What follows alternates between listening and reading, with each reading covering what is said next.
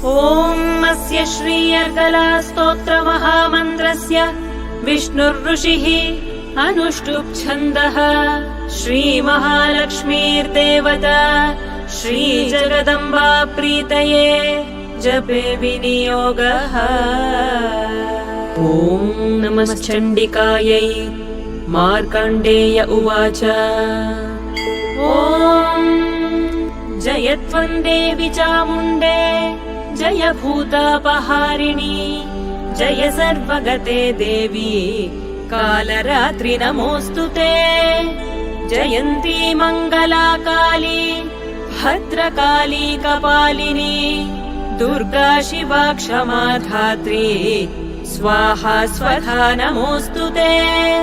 मधुकैटभविध्वंसी विधातृवरदे नमः।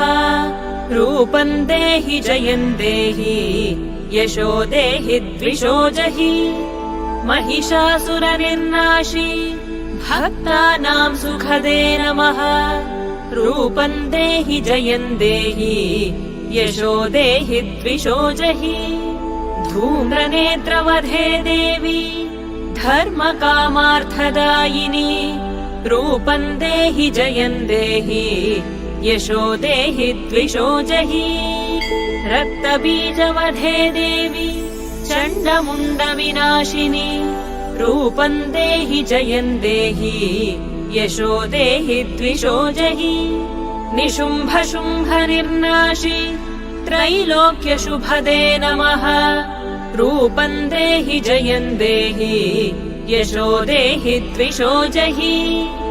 वन्दिताङ्घ्रियुगे देवी सर्वसौभाग्यदायिनी रूपं देहि जयं देहि यशो देहि द्विषो जहि।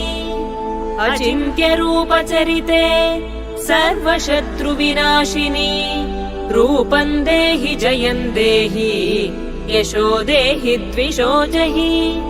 न तेभ्यः सर्वदा भक्त्या चापर्णे दुरितापहे रूपं देहि जयं देहि